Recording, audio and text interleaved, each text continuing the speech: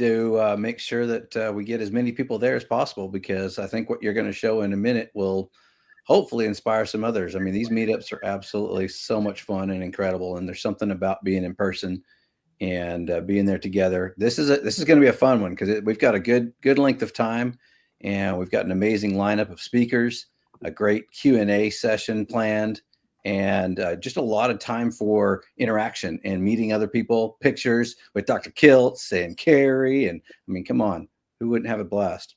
We got to get Dr. Vasquez out there. Yeah, come on, Dr. Nelson. I got to talk to Ali, see if Ali can coax him. Yeah. Well, in the meantime, we're going to show you this quick little clip. And this is starring Dr. Robert Kiltz. You may not know what I'm showing yet, but this is a little video from our Arizona meetup. And I think this will inspire some people. Just a lot of people here watching maybe have not attended one of these meetups yet. And I find them very inspiring. There's just something about being in a room with a bunch of people who have been through something hard like we have, who have found healing, who have a second chance at life, who have that carnivore energy. So this is a little taste of what's to come if you decide to come to one of our meetups. So I'm going to share this with you here, and then we're going to jump right into your questions after. Here we go. Put this a little larger.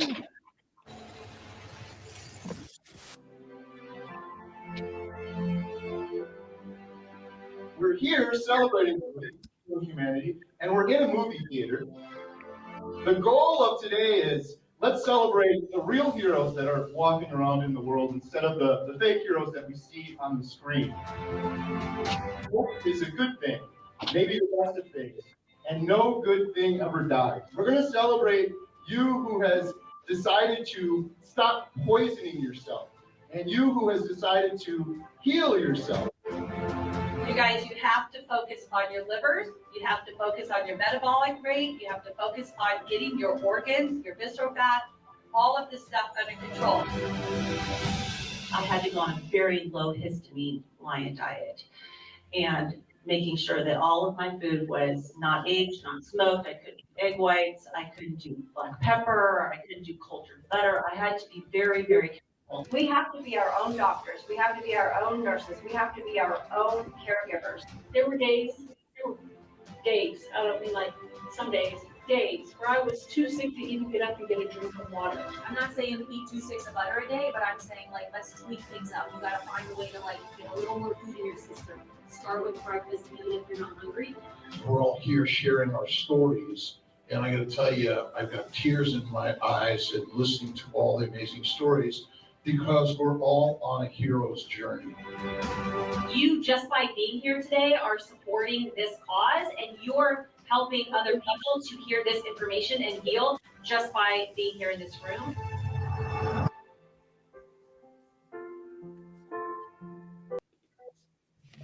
All right, there we go. So I'm good. excited. Dr. Kiltz, are you ready to do another one of these meetups? I love them. Ali says where they're at, and I said, let's get over there. and so we want to just keep on doing these around the globe. And I'll be in Australia. And I think we need, while I'm there, we do a Healing Humanity meetup. So we got to work on that in April. So we'll it's going to be, it's so important around the globe what you've been doing. And I'm grateful to be part of this. All I can tell you. I couldn't be more thankful to you, Dr. Kiltz, everyone that's been supporting us, but Dr. Kiltz in particular. I was going through a lot of our footage from some of these meetups earlier. I'm like, this is incredible. We were in the United Kingdom, and Dr. Kiltz came out to that meetup, the Arizona meetup, the little one we had here in Montello, and it's just been such a blessing and honor. There's just something about these stories. They're so powerful, and it never gets old. And I would be content and happy to listen to these stories for the rest of my life. It's just a real blessing that we get to, in some way, be a conduit, I guess, to share these stories and get them out there to the world, because they're just so important. So really excited for more meetups. I know, Dr. Kiltz, you mentioned the Australia one. You've got some other ones coming up too. Do you have them? Is it drkiltz.com for people if they want to find more? Yeah, I think it's drkiltz.com where you could find a list of our others coming up. And we've got Meat Stock, Hack Your Health. We've got the one in Australia. and just really excited about all these. And between seeing Lynn and Amy and Ashley and Dr. Nelson Vasquez and yourself and the whole community, because for generations and generations we've been coming together. And I was watching a show about Paleolithic and Neolithic evolution, and it was really interesting that they could see clearly that the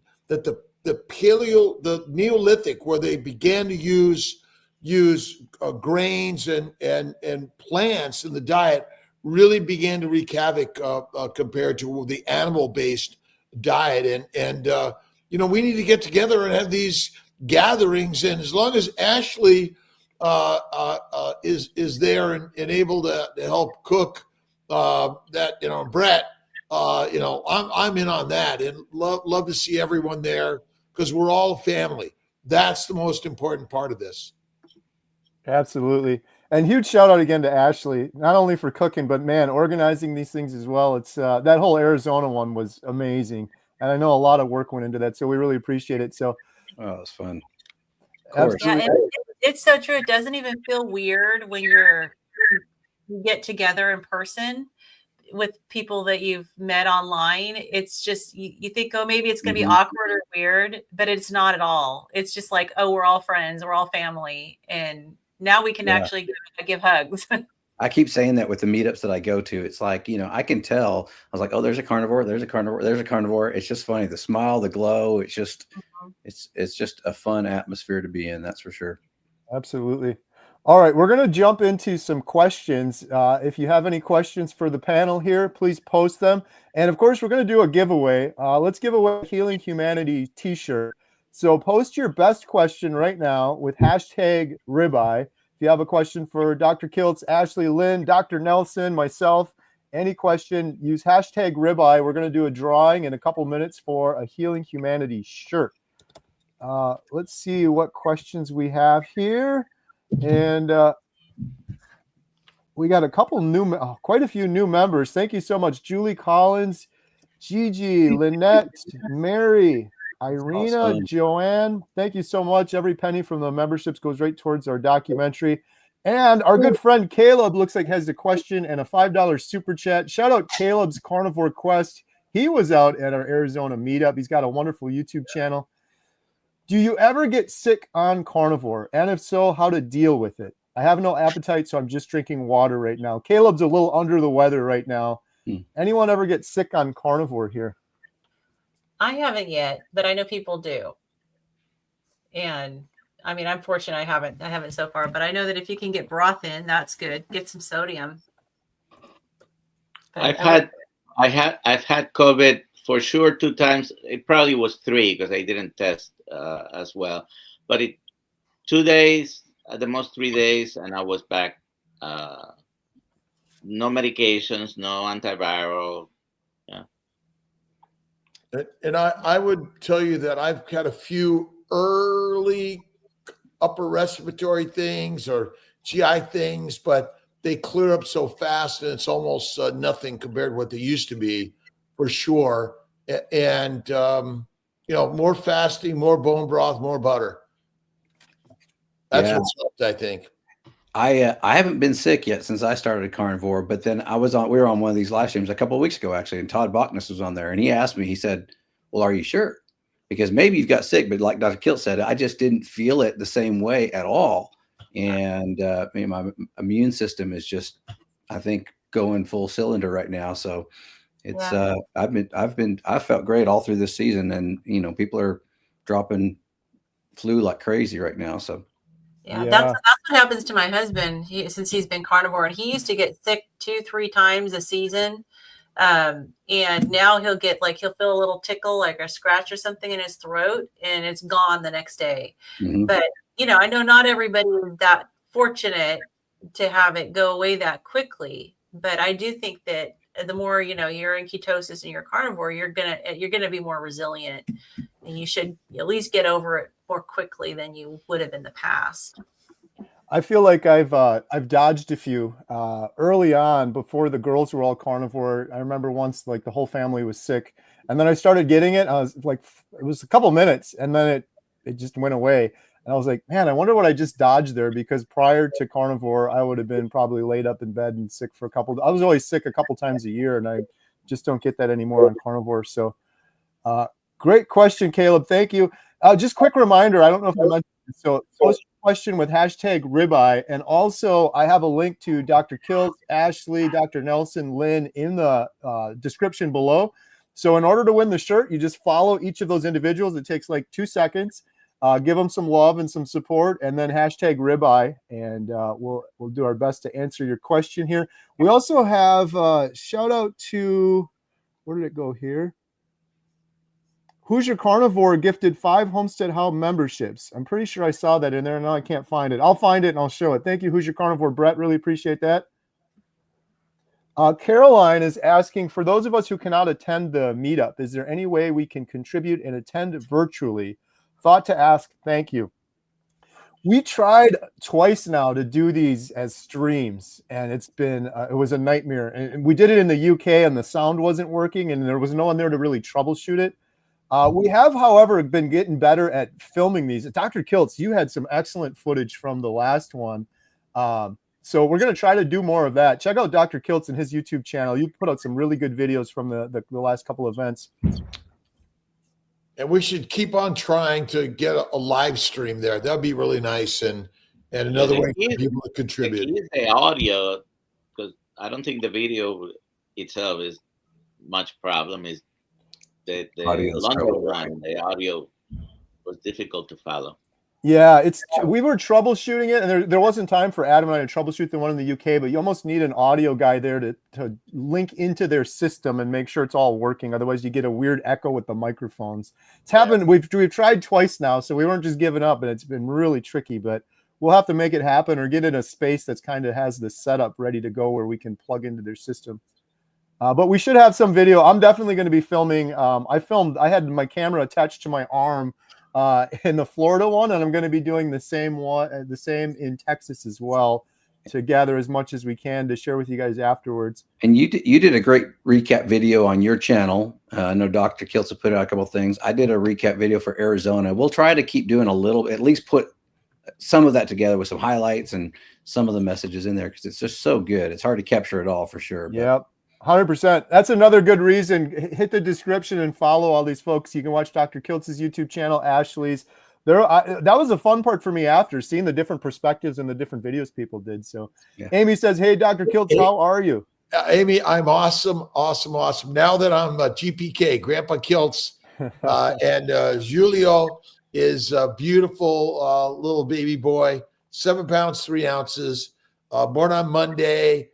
To Pilar and Luca, really excited. I was there for the delivery, and it was just precious. So I'm blessed. Mama's doing good. Mama, Dad are both doing great, and they're home from the hospital today and doing fantastic. And it's just such a amazing thing. Bringing little children, babies into the home. That's just what it's all about. Amazing. Live well, die well says, I have my tickets and we are excited. Hey. Wonderful. Ellen says, meetups are awesome. It's really fun hanging out and interacting in the chat on the lives, but in person is next level wonderful. Getting face to face and hopefully eating some yummy meat. Yes. Shout out, Ellen. Thank you. All right. Hey, real quick, shout out Limitless Lindy. Hope you're doing well. Limitless Lindy says, good morning. Lindy, hi. Talk about inspiring. Limitless Lindy, man. Yeah, check out Limitless Lindy. Great YouTube channel there as well. Okay, here we go. There's a question from REM. Hi, team. Thanks for all you do. I want to know if anyone thinks that taking Tutka, I'm probably saying that wrong, for IBS-D would be helpful. I wonder if what country is that from? Because that doesn't look familiar to me. I'm not sure. The Tutka. Is that a supplement? Let's see. Oh, it looks like it's a supplement. It's a water-soluble bile salt naturally occurring in the body. Is a bile acid naturally formed in the body that supports digestion, utilization of fats and oils. And so, I mean, IBSD is a nerve. It's your nervous system. You're basically your nerves are not working. The feeding into your colon are not working properly. It's not so much a digestive issue, such as inflammatory bowel disease, gastritis, some of these other things, even a gallbladder issue. This is more neurological. So, you know, I know that in the time that I spent as a GI nurse, it was definitely a different approach to IBS, whether it be IBSD or IBSC. So I have never heard of using anything that relates to bile as being helpful for IBSD. Now, if it's that you have a bile issue, then possibly. But if it's truly IBS, then I can imagine that it would help, except possibly maybe change the composition of your stool. I don't know, Dr. Nelson, any thoughts? My gut feeling is not going to do much. Yeah, I mean, basically the doctors, you know, that I worked for, they would usually just prescribe dicyclamine and see if you could have a little bit of help with that. But we would also help people get into like helping their parasympathetic nervous system with doing like box breathing, these exercises that would just kind of help settle your nervous system down. There have been studies that show that type of breathing can actually help with IBS. And so that would be something that you could try, is doing the box breathing exercises. And then so many people have found benefit from IBS on the carnivore diet. Butter. Kill the microbes. Yeah, and of course butter too. If you got diarrhea, you got to be careful. But you know, but it'll kill the microbes. Yeah, it's the microbes that are our biggest problem, and that's one of the things I think that it's carnivore is really, but fatty meat is really key, and fasting. All right, we've got a question from Frank.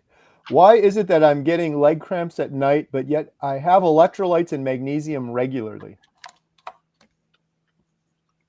The leg cramp might not be only from magnesium, number one. I used to have leg cramps even before going keto and carnivore. So it wasn't for the same reasons, but I take magnesium regularly, and I think that has helped a lot. I now don't have the cramps as much. Now, it depends how much you're taking. I take 240 milligrams twice a day of magnesium glycinate. But I also have some magnesium oil in the bathroom, and sometimes I use it topically and just massage the areas, keep spraying until the cramp goes away. Usually helps within a couple of minutes. Epsom salt is magnesium. You can do Epsom salt baths as well. All right. Stretching.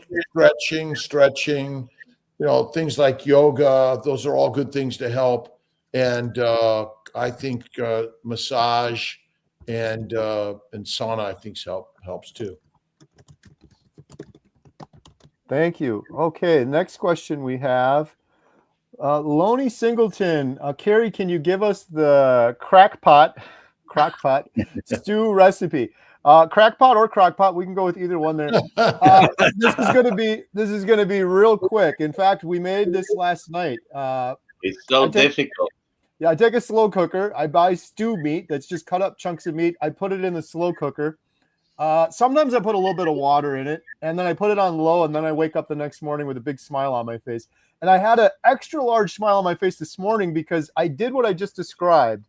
And Jen purchased a new crock pot, and she didn't realize that I already put meat in one. It was right next to where she was working, but she put the other slow cooker on with a rump roast in it. So long story short, I woke up this morning with crackpot stew and big fatty rump roast, and the house smelled incredible. And I ate most of it. The girls ate some of it, but I ate most of it. But it's very simple. There really isn't much of a recipe. You know, at the end, I'll add a little bit of Malden sea salt, and I like to have cold pads of butter next to it.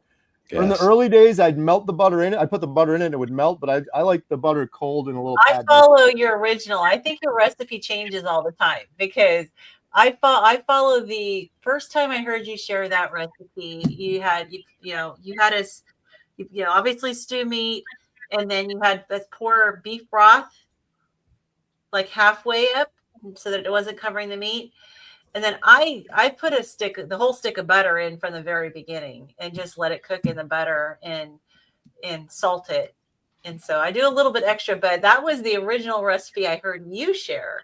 I think I never did the beef broth. I put water in it, but okay, maybe it was water. I did beef broth, but water. You're right, water. I think you're right though. I think I used to just chuck the butter in at the beginning. I have no recipes. I don't measure anything. I don't do anything. But more lately, I just do the butter afterwards. I just feel better with the cold butter. I don't know. This week I made chick meat. Yes. Which I had not tried before. Very fatty. Barbacoa. And I put some salt at the bottom. Then put the chick meat. Didn't put water. Left it there for 8 hours, and there was pretty amount of beef broth there, and it was so fatty that when it cooled down, the whole thing looked like all beef tallow. Yeah, that's Carrie. Emma did that the cheese taco shells on your video there, and that barbacoa, that cheek meat. Ooh, you put some of that in the taco shell. Oh, that'd be a good one. Shell. You have her try that next time. It's incredible. Good tips. I'm getting hungry. Listening to this. All right, we're gonna do a drawing in just to me. Right. We're gonna do a drawing for the Healing Humanity shirt in just a couple minutes. Hashtag ribeye if you have any other questions. We've got a question from Carla Voss. Do you have any recommendations for macro percentages to eat on carnivore? Dr. Kiltz does. Eat fatty meat and then repeat. Add some salt, and rare to raw is the best way to do it. I don't measure. I eat till I'm full. And I might cook a little bit more, or I cook a little bit, then I add some more. If I want to cook, I'd usually do it black and blue. But personally, I don't think anyone really knows that answer, or we're making it up. This stuff, and I think we focus too much on protein. It's more fat is really the important part to do it. It's more satiating, and it's what your body wants truly more than anything. And it kills the microbes in the gut. But most people talk about a 1-to-1 in the sense of caloric. So usually about 1/3, 2/3 of fat to lean meat. But I like the white stuff more than anything. Dr. Vasquez, what are your thoughts? Fatty meat? I've been eating past few weeks now, higher fat than protein. And for 11 days, I haven't used insulin. My blood sugars are all under 100 when I wake up. So my fastings are under 100. My ketones are a little bit higher. You don't have to measure if you listen to Dr. Kilt, but I like to measure sometimes. Well, I track sometimes just to see, because I love information. And I usually find that when I track and I'm choosing the fatty meat, I'm usually 75% of my calories are coming from fat. And the more healing you need, probably the higher the fat needs to be. I know Renee's not with us today, but she has shared that she has to keep her fat percentage above 80%. And especially if you have immune system, autoimmune diseases, the higher the fat, the better. Is that volume? Autoimmune diseases. Or not volume. Anything brain related, brain, nervous system, anything. And if you happen to be battling cancer, all those things, you might want to track your ketones and be more conscious about the macros, yes. And you need to keep your fat as high as you can tolerate. Tolerate being a keyword. And it's not volume. It's not volume because that sounds very intimidating. You'd be amazed at how just a really good fatty ribeye, it looks like there's a lot more protein volume wise than fat, but the actual percentage fat is pretty high. So that's why it's about 50-50 on a ribeye, which when you calculate it into calories, then you're getting about a 30-70 on a ribeye. Yeah, it's not as intimidating as it sounds, which is why, even if you don't have to track all the time, but maybe just track for a few days just so you can get an idea of eyeballing, what it looks like on the plate. You were going to say something, Dr. Kiltz? Oh, I was agreeing. I mean, I think, most people don't even know what a calorie is. Anyway, I like the volume. I just look at it, the more fat on it, and you got to talk to your butcher and tell them, don't cut the fat off. And you have to actually look for sources of meat that actually are fattier, because even ribeyes can be really lean, and they're not as good, in my opinion. So I think that if they're not lean, sometimes the stores, butchers they trim the fat off. Yep. I sent you a picture the other day, Dr. Kills, right? Picanha steaks, and they had trimmed all the fat. No. That's exactly what happened to me at Costco. I couldn't believe it. I bought picanha and I opened up the package, and where's all the fat? They trimmed it off. Yeah. Now, if you go to your butcher, a lot of times you can get the trimmed fat in addition. Just ask for it. Sometimes they charge a little bit. Mine gives it to me for free. He just wraps it up for me and gives it to me. So I pay 99 cents a pound for fat trimming. Yeah, you may have to call ahead, like the next, call the day ahead. But the butcher will save them. If they have a good butcher, they'll save them for you. And the fat trimmings, you can cut them I love cutting them into little bite-sized pieces and air frying them. And then you salt them, and it's like, I call it my carnivore popcorn. Yeah, it's good. Yeah. So good. Good stuff. Rich LeBoy gifted 10 Homestead How memberships. Thank you so much, Rich. Really appreciate that. I want to add one thing, that if you're not feeling the healing, you need to go more raw fat. It's when you render it, you cook it, you change its dynamics and its molecular structure, and it makes more glycated components, which I think if you look at Pottinger's cats, it's something that can help a lot of people, is just try more raw fat, which sounds crazy, but I like Lynn, you salt it, you butter it up afterwards, and it tastes really good. It's the sauce is butter, and the salt. The sauce is butter. The season is salt. That's all you need. Good stuff. All right, we're going to do a drawing real quick here. We have a whole bunch of people that entered. Thank you guys so much. We're going to continue answering your questions, but let's give away a Healing Humanity shirt. Here we go. Where did I put it? Giveaway tool. Drum roll. A winner of a Healing Humanity shirt is Dr. Robert Kills. Dr. Kills, way to go. You want to run it again and give it to someone else? Yeah, I think we probably should. Yeah, let's do that. Can you run it again? I hope so. Let's see. Yes, I think you can. Here we go. Okay. One more time. But it was nice seeing that I won something today. Target prime rib. Thomas. Way to go. Congratulations. So, Yeah. to claim your Healing Humanity shirt, you just have to go to healinghumanity.movie/giveaway. Healinghumanity.movie/giveaway. Congratulations, Thomas. Target Prime Ribeye, another really good YouTube channel. Thank you, Thomas. All right, the next prize we'll give away is a Redmond's portable travel size salt shaker with keychain holder. We sell these for $20 to raise funds for the documentary. Just use hashtag salt. Ashley's holding one up right there.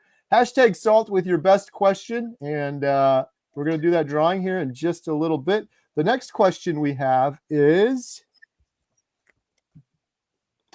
Family Roots Farm. Question: when I try to fast, I am so hungry. Am I doing something wrong? Everyone always says they're not even hungry.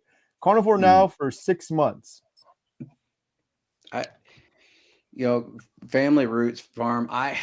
When fasting, it's that initial hunger pain that you have to get through. I think that's always the hardest day for me, is day one. When I hear people say they're not even hungry, that's a lot of times after they've gotten through those initial hunger pains. Or if you can go for about 20 minutes and find something else to distract yourself with or whatever else, usually that 20 minutes you can get through a hunger pain pretty easily. At least that's what I've found when I've fasted. And I do better if I feast before. Yes. And Valentine's Day was a perfect example. And I am not a heavy faster for sure. But Valentine's Day, my husband took me to Fogo de Chao. And I don't think I've ever eaten so much in one sitting in my life.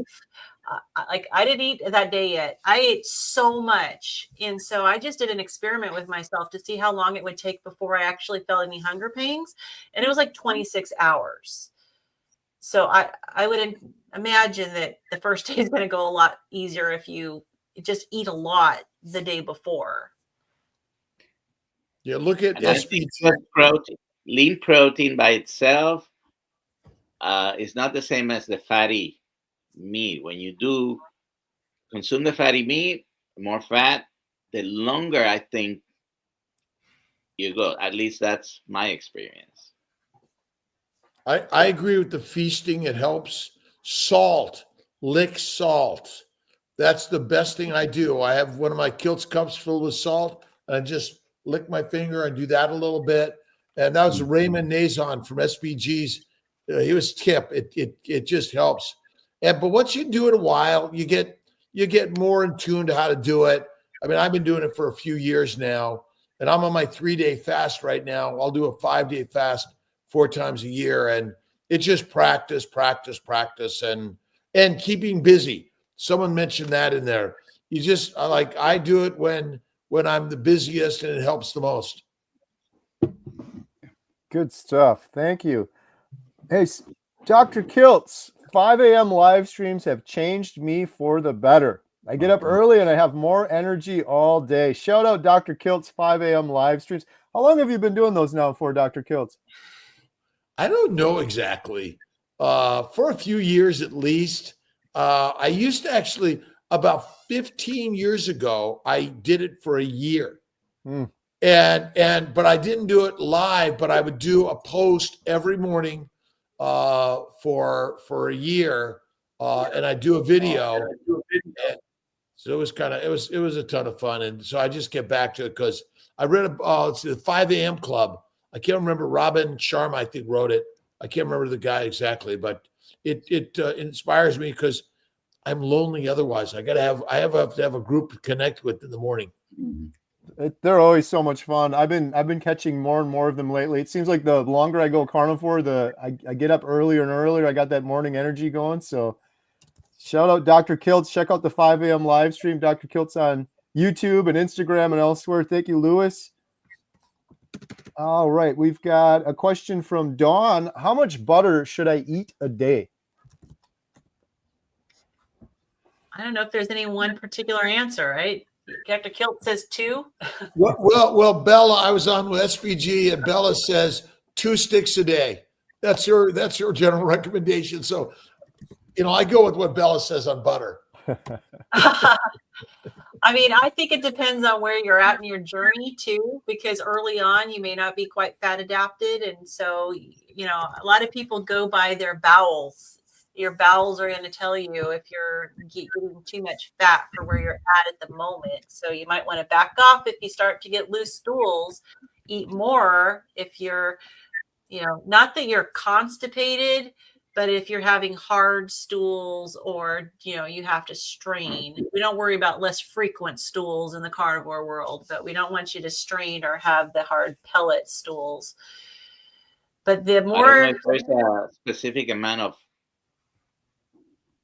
butter, but there is an influencer in the keto world that I disagree with her a lot, but she always talks about you got to have at least 200 grams of fat a day. Yeah. Stick of butter is, I think, 114 grams. Is it? I may be wrong. I say a stick of butter a day. I tell my patients it helps kill the microbes, reduce inflammation, and butter never molds. And hormonally too. I mean, the more metabolic healing you need, the more fat you're going to need. So, you may need more than someone who's coming from a better metabolic place. Yeah, those plant poisons trying to kill us, control us. I agree with you, Lynn. More fat. All right. All right, here we go. Just a lot of people just jumping on right now. I just want to make one quick announcement because there's a lot more people on now than were before. Just quick shout out one more time. Dr. Kiltz, myself, Laura Knight Hughes, Texas Boys, Nia Nova, Pastor Jimmy, and Annette Pruitt, Austin, Texas, March 8th. Don't wait. If you want to go, I'd suggest getting the tickets. They're at healinghumanity.movie/events. And there's other events listed on that page as well that we have coming up soon. The next question we have is, here's a comment from Chris Stearns. Everyone calm down. Chris Stearns is here. Everyone just relax. Thank Papa goodness. Carnivore is here too, by the way. Shout out Papa Carnivore, Chris Stearns. Chris is probably out there eating sardines. Right. Carnivore Dan said, is Dr. Nelson losing weight? He is looking svelte. Svelte. You are looking great, Dr. Nelson. Looking at myself, I see a little bit of difference. And you had mentioned a few weeks something like that, but my weight is about the same. So I'm gonna claim recomposition a little bit. Nice. Here you go, Dr. Nelson. Here we go. Yeah, I think you're losing some weight. Yeah. He looks awesome. It's amazing. By the way, Carrie, I pulled it out. I'm going to keep it. There you go. Yeah. It looks like we got super chats too, Carrie. Oh, thank you. Danielle has a question. Any supplement tip for someone without a gallbladder? Lipase? I mean, it's really because your pancreas makes lipases, pancreatic lipases, and so technically you shouldn't need anything. You should do fine. I think most people just still have some gut healing to do, and that'll help them a lot. But yeah, I mean, do you think that maybe there's a bridge? Because if you're, someone going from eating low fat, maybe as a bridge just to get them through till they're fat adapted. Some people do ox bile, some people do lipase, but not that you need to keep doing it. Yeah. So who produces the bile is the liver. The gallbladder is just a reservoir. It stays there, and then when you start eating, you start pumping that bile out. So they took the gallbladder out. Hopefully it was indicated, not like many times it could have stayed in. But let's say someone with a gallbladder, you have to sort of retrain your body, your liver to be secreting. The part of the duct of the bile ducts, it becomes a little bit engorged on people without gallbladder. It's a pseudo gallbladder. And then from there you release. So retraining, what's a retraining? Keep increasing the amount of fat. If it's giving you a problem, just because you don't have a gallbladder, as long as you're not having a problem, then don't worry about it. Just eat what you're gonna eat. Yeah, I had to go slower because I don't have a gallbladder. I had to go slower with building up on my fat, but your body will adapt. Yeah, same with me. No gallbladder. I didn't take any supplements at all. It's amazing, just to encourage you, little Danielle, how many carnivores don't have gallbladders. It's a pretty high number. It's pretty remarkable. So you can definitely do it. Question from probably the main cause of gallstones might be a low-fat diet. Yeah. High protein diets are not good for us. Yeah, I just had a high junk food diet before. Right. Gunther with a $20 super chat. Thank you so much for that. I heard that on a carnivore diet, sleeping is essential for healing. I do 2 meals a day. I often feel like taking a nap after meals, especially the first. But if I nap, I don't sleep as long at night. Should I still nap if I'm sleepy? I'm the nap king. I take 1 to 3 naps a day, 10 minutes usually, and I always sleep well. And I figure when I'm dead, I'm going to sleep a lot. So if I'm awake, I get up and watch Healing Humanity. Gary, but I would say that usually I pick up something to read or do something, and always get appropriately tired if I need be. But I wake up 2:30, 3 o'clock on carnivore. And then I get a lot done by getting up at that time. Go to bed usually at 9 o'clock. What time are we doing this till? I got to go. So I have a question, a follow-up question on this from either of the docs. So when I read this question, my first thought is, what are you eating in that first meal? Like, is there something that you might be eating that might be contributing to you being sleepy after that particular meal? What do you doctors think? Is there a possibility that it could be something he's eating? Because I mean, we know after we eat turkey, people, the tryptophan, they get sleepy. Is there something that might be said about the actual meal composition? Dr. Kills has a beautiful answer for this because well, what does a lion do after they've just gorged on food? They sleep. It's a quantity. Well, but they sleep. Our gastrics, our blood flow that goes to the gut takes it away from everything else. Okay. Fight and flight, rest and digest. Our digestive system is built in order to work best when you're resting, and napping is normal. Most carnivore animals sleep a lot, nap a lot. We've been pushed to, you got to keep going, which I think that we're, because our work is no longer hunting, eating, reproduction, and sleeping. It's now about work. And so we're all on all the energy drinks, and we think something's wrong with us, and we're tired after food. Nothing's wrong with you, in my opinion. I love that answer. To this day, my ancestors in Spain still take a siesta. Right. Yeah. So maybe the rest of us are the ones with the issue, because we should probably listen to our bodies better and not push through and force ourselves to stay awake if we really do want to take a nap. Yep. If we have the opportunity. Well, So and part of the problem, if you're having a carnivore meal, and because that could also be a symptom of having diabetes and uncontrolled rises in blood sugar, make people sleepy as well. Also, if you have sleep apnea, so there might be, but once you're on a routine, a carnivore diet, if you get sleepy, just take a nap. If you can. Now, if I'm at work, I can't do it, but I usually don't have breakfast or lunch. But I typically don't eat breakfast or lunch. I might have a snack like at lunch once in a while because everyone else is doing something. But the whole issue here is our breaks. Well, what do you do in a break?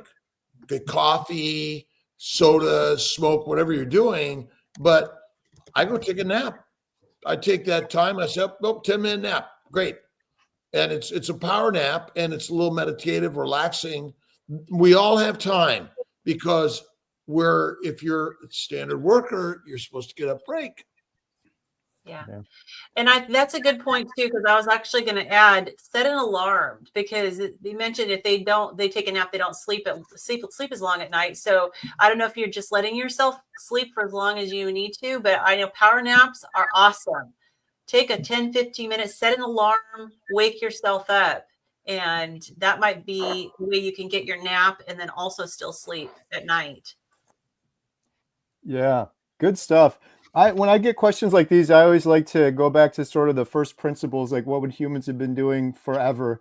And I've gone down this rabbit hole with sleep, and I learned that humans traditionally, since the start of time, we've been biphasic sleepers. We've taken lots of naps. It's only recently in modern times where we're forcing ourselves to sleep throughout the night and then work all day. And Busy. Yeah. it's really not, goes back to the main thing of what is natural for humans. And I think taking naps and sleeping throughout different times of the day was more natural than trying to stay awake and sit under fluorescent lights all day in an office is kind of unnatural sort of thing. Thank you, Gunther. We have one more super chat. 50 pounds, I think that is, from Omar. Thank you for that. My doctors diagnosed me with motor neuron disease. My right hand has muscle wastage and my voice is slurred slightly. Both my upper and lower neurons are not working from my MRI ESG. They said it's incurable, but I don't trust them one bit. Neurodegenerative diseases. Unfortunately, I cannot argue the it's incurable part, but that doesn't mean you cannot improve your symptoms. And who knows if you can heal some of the stuff. You know, we know here Renee, the Diana story. Are you interviewing her again, Carrie? Yeah, actually, this Saturday, I'm doing a live stream with Dr. Kiltz Saturday night. I'm looking forward to that. And then 1 week from that Saturday, the following Saturday, I will have Diane on the channel who had MS and she's doing carnivore. And So Adam all just had brain on disorders, all brain disorders and nerve, you know, this is a brain disorder, nerve issue. All of them improve on a very low or carnivore diet. That's the lowest you can go, carnivore. But might be one of those cases where might be a good idea to track your ketones and try to be in ketosis. How do you increase your ketones? Usually you play with the amount of fat and protein you're having. You have a little bit more fat, maybe a little bit less protein. And you find a happy medium to stay as long as you can in ketosis. Usually nobody is in ketosis for 24 hours, but yeah. And check out Renee's channel at Eating Meat to Walk. And she's usually on our stream with us, but she couldn't make it today. But she has had experienced so much healing. But I know that in my little texting back and forth with her, she really has to keep her fat percentage high, over 80%. No. And she also has to be very much a very strict lion diet. But she went from, needing a cane and this neurodegenerative disease to now she's doing unbelievably well, but she has to keep it really reined in. And very often people have high levels of insulin, which you wouldn't think, oh, this is a neurodegenerative disorder. Get a level if you haven't gotten one. Okay, what does that say? Trying to read it, Dr. Kiltz. Goitogenic foods. Yeah. I think. Yep. Might be hard to see, but basically this is the list of all the foods that cause all the diseases, including neurologic disorders, neuromuscular disorders. And so what you're saying, I mean, basically carnivore, fatty meat. This is simple. Fatty meat, that's what you want to eat. Get rid of plants. Plants are poisonous. They cause every disease. And Dr. Nelson said, I mean, there's a lot of improvement. And in many cases, you get it early enough, it may clear up completely because I mean, how many diseases have you seen with severe debilitation go away on carnivore? I think that's what Healing Humanity stories are telling us. And so, unfortunately, we doctors have been taught that a plant-based diet is good for us. And basically, it's the cause of all disease. Mm-hmm. All right. Thank you. We have another super chat. Thank you so much for all these super chats. Sisse, $10. What causes insulin resistance other than eating high carb foods? Well, nothing else, because that's the main issue. Chronic excessive carbohydrate consumption. You stop that, your insulin goes down, period. Liver hepatogenous diabetes, liver damage. Because what happens is as the liver is damaged, insulin does not have the effects on the liver to make fat. And so ultimately it's resistant to working. But I don't think insulin resistance happens very often because our biggest problem is getting fat easily, correct?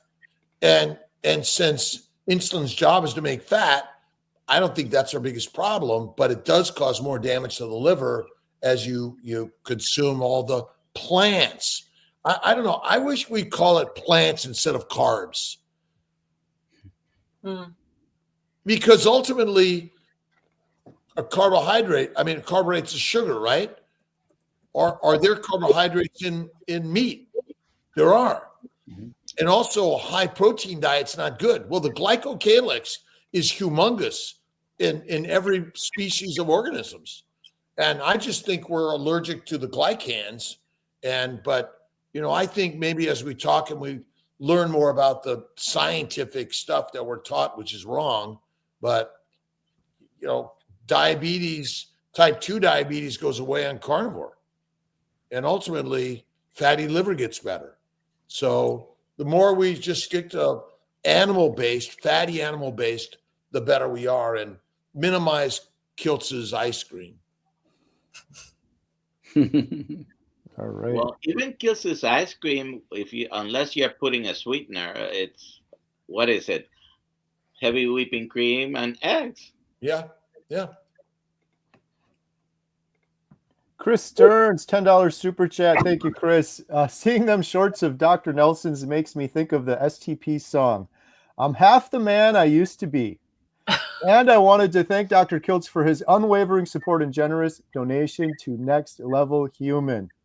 Yes. Awesome. Thank you, Chris. And thank you again to Dr. Kiltz for his amazing support and generous donation to the documentary. That was another question I think I missed earlier. Someone was asking about the documentary.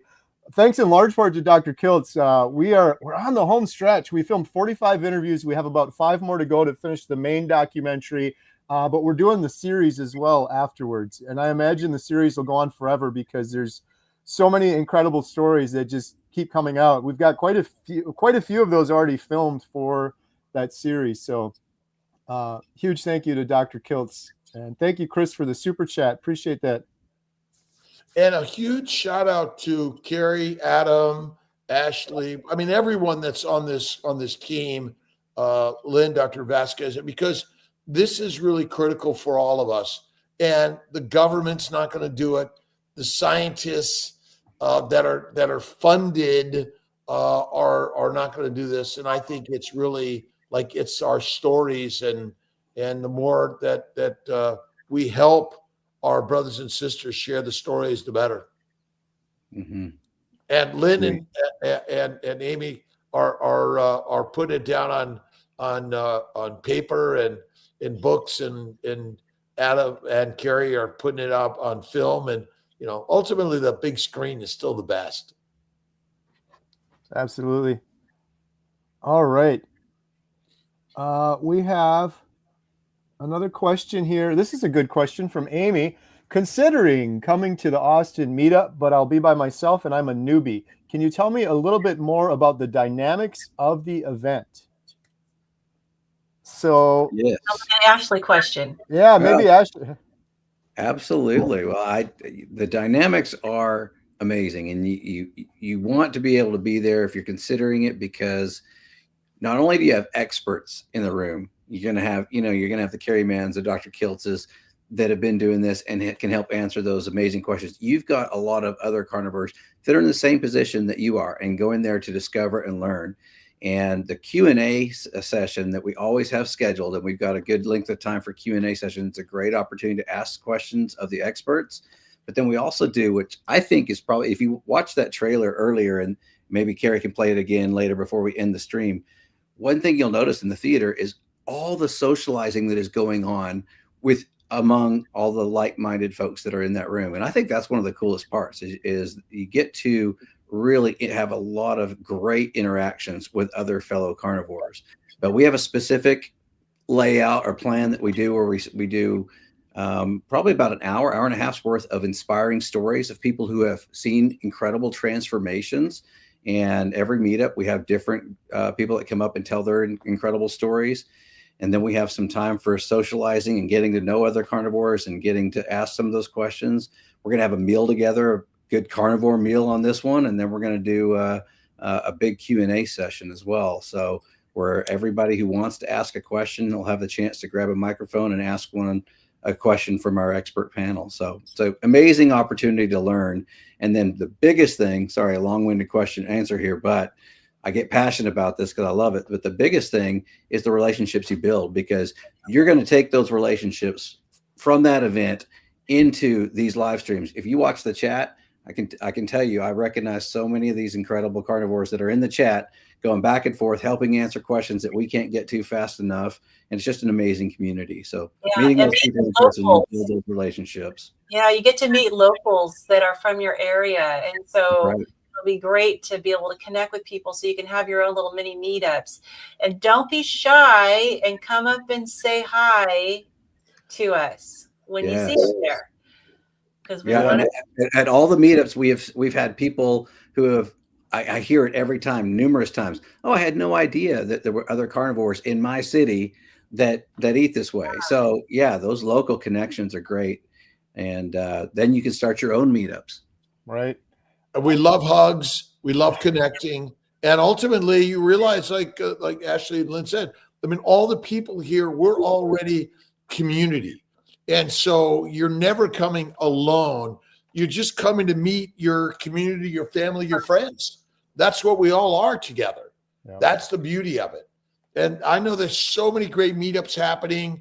Our good friend Lisa Wiedemann does these carnivore cruises. I think there's so many other people are doing things that it's crazy. So now it's just, oh, what am I going to do this weekend or whenever it is? I'm going to a meetup. Yeah. And all are welcome, right, Dr. Kiltz? We're not excluding anybody. We want you to come, whether you're carnivore one day or you've never started. Come on. Yep. Did we invite Dr. Nelson? Yep. We've applied some pressure. We're going to get him to Austin. I already know it.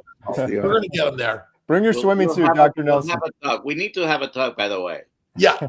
Oh my God. Am I in trouble again?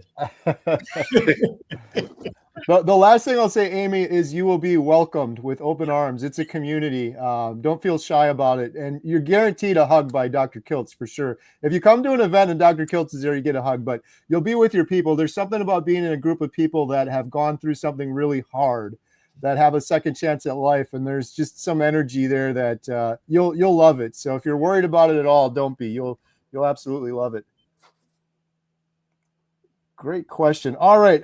We got to do a quick giveaway now. We're going to give away a Redmond salt shaker. Remember to enter. We're going to do one more giveaway after this. Just follow Dr. Kiltz, Ashley, Nelson, Lynn. All of their links are in the chat.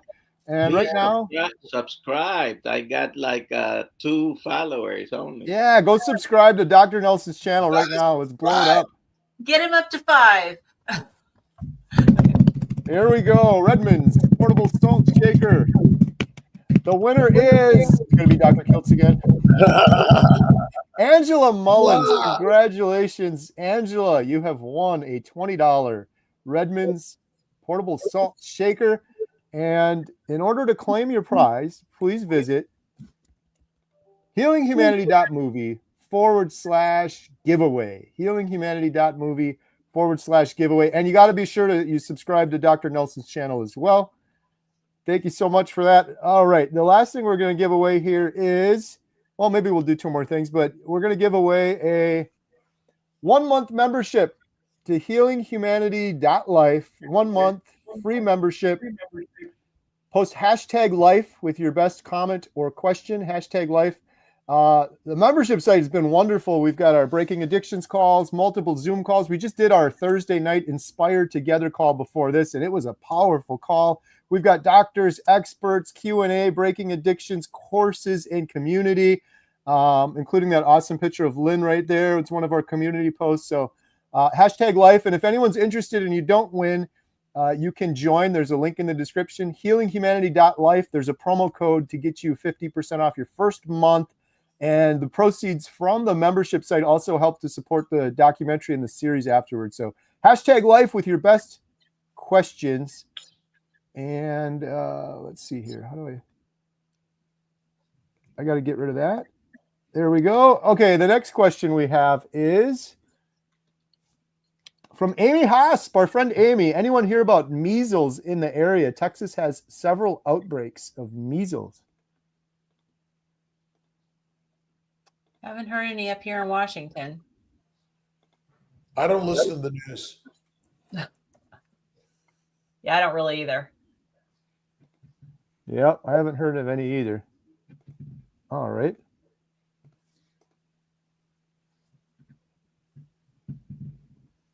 Megan the medic, question, 25 female, might be too much information. There's never too much information here. But has anyone noticed during certain times of the month that you get hungrier? Yeah, I mean, that happens on and off carnivore for women. But Dr. Kiltz with his, he specializes in female hormones. Maybe you can, have you had any experience with women on carnivore having their hormones stabilized to the point where they're more satiated and less hunger cravings? Well, stabilized.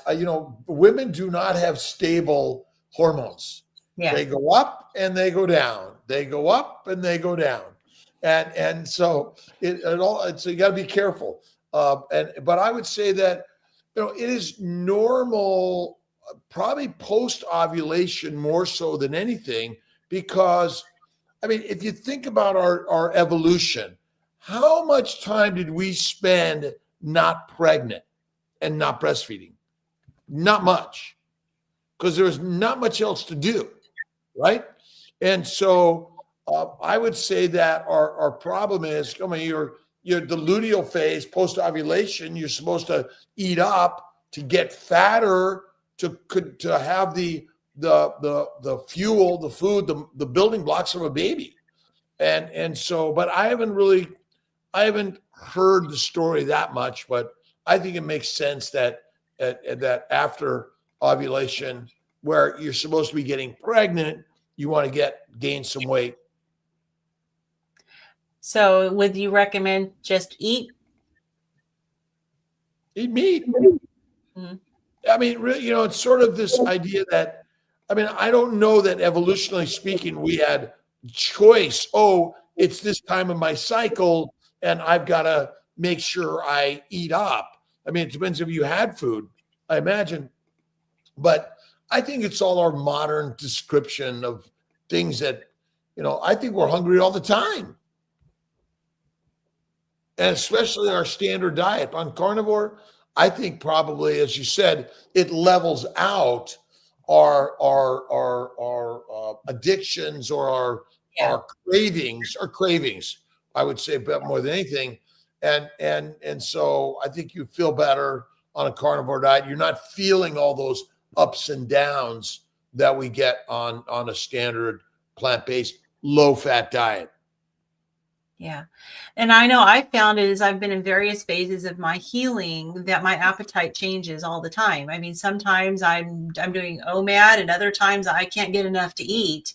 And so I've just gone by just trusting my body to tell me what it needs. And so if I'm extra hungry one day, I eat more. And if I'm not hungry, I don't eat. And when I'm at a meetup, I'm hungrier. Oh, yeah. Lots of brisket. We're kind of going to have lots of brisket in Austin. All right. Super chat from Gigi Quilts, $10. Thank you so much. I've lost 80 pounds since beginning carnivore in October. Woo! I had a lot, and I do mean a lot, of inflammation. Also, I have lymphedema in both legs. They have gone down significantly. Any advice for my legs? Vibration plate. That's what I was going to say. Bill Knott has entered the chat, by the way, too.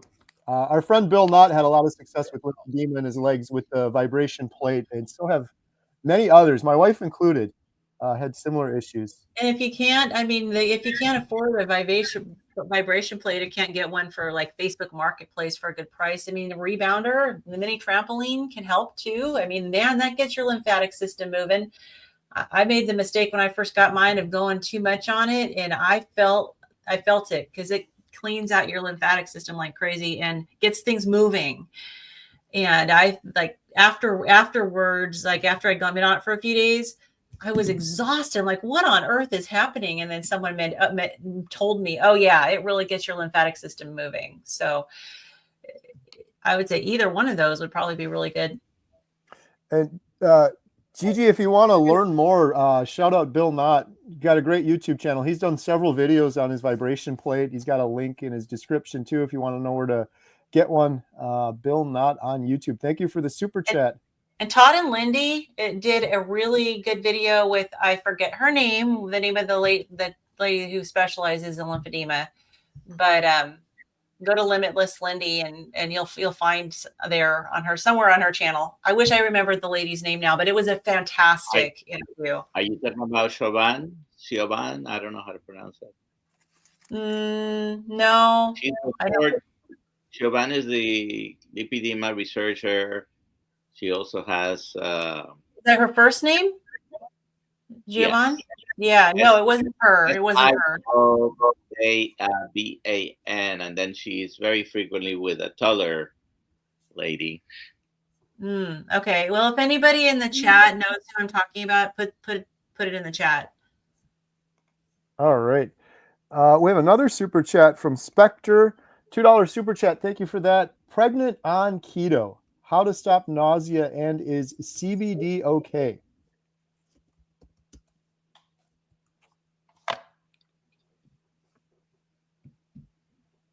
Well, it's interesting. We have recommended CBD in the past. I don't do it very much, but think about some of these things as medicinal. And what does nausea and vomiting in early pregnancy say? Don't put food in this mouth to protect this baby. And I would say carnivore, chew the fat. Chew the fat. It'll melt, and it says the least problem. So I think you chew raw meat. But again, it's everyone's ideas. 50,000 years ago, were we saying, I can't eat that meat?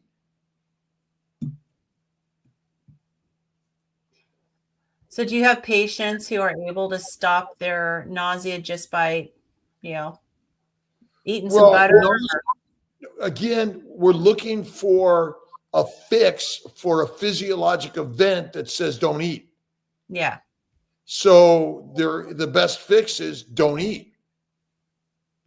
Because the problem is most people, it's a plant-based diet and their stomachs and guts are already full. And so they've rarely gone days without food. And real fasting is what you really want to do in order to help that child out. But I would say, things like even bone broth, frozen, but even butter, just, lozenges, like a lozenge of butter, frozen butter. Because butter has all the minerals, vitamins, and building blocks of your body and your baby. You pretty much need nothing else. Because the fat, and that's why I say raw fat is the best thing to chew on. It'll as you're chewing it, you'll begin to get that in. We say, chew ice cubes or crackers. Why not chew meat?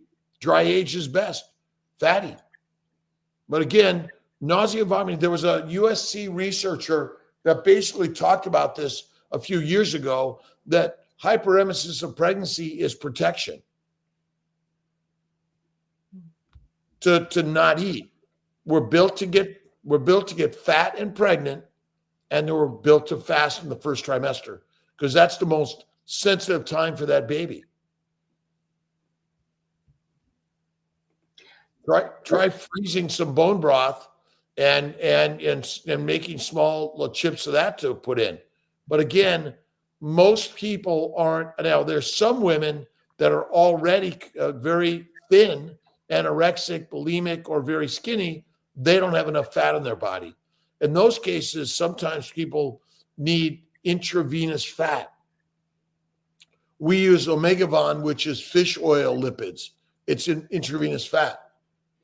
But it also contains egg protein. So you're really getting the food you need. But that's pretty serious, and it's not that common. Lynn, you're mystified.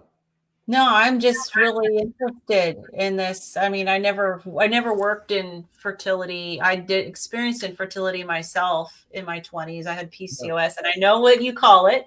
And I just kind of think back, and of course, I would never give up my 3 kids that I adopted. But I think back to going through the fertility issues, and wish I had known you back then.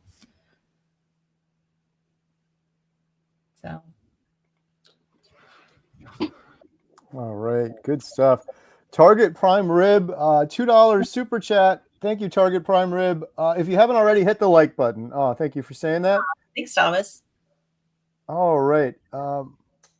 Wood Alberts has a question. My wife and I have been on carnivore for 5 months. She has been strict and have been in a weight stall for 3 months. Any suggestions? Is she eating dairy? That would be my question. Yeah, usually cheese. Question. The other thing I always say to people, like if you're doing something for a long time and you're doing carnivore, maybe try switching it up a little bit. It's not a stretch to go from carnivore to lion diet, and you don't have to commit to it for your whole life, but maybe try lion diet for a couple of days and see how you feel. It usually seems like when you do a switch up like that, you start to see things move. I stalled for months, and I found that I wasn't eating enough. And I added a really, really hearty breakfast and increased the amount of food I was eating, and that broke my stall. So 5 months means for 2 months she did lose some weight. It doesn't say how much. And the body, if it was a lot, the body says, oh, wait a second, what are you doing? We're in a famine here. It might be just a matter of weighing it out. Just be patient, but you might be under eating. Yeah. Yeah. Have you ever been weighed on a 500 calorie diet?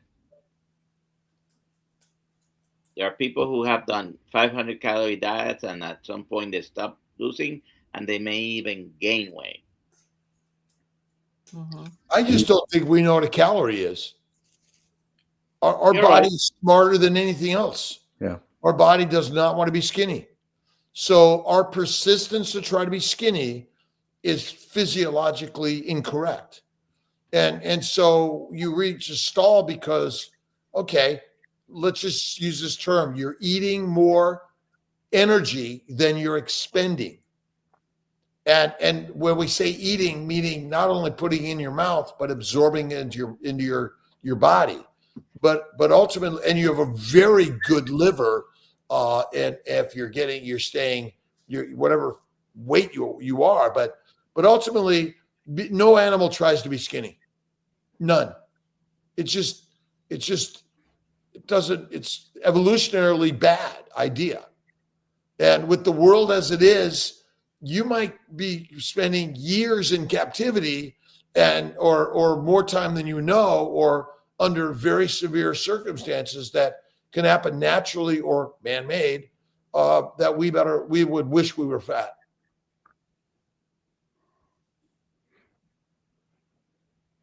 It could be carnivore foods like heavy whipping cream, milk, cheese. He did clarify in the chat that it was heavy whipping cream and some cheese.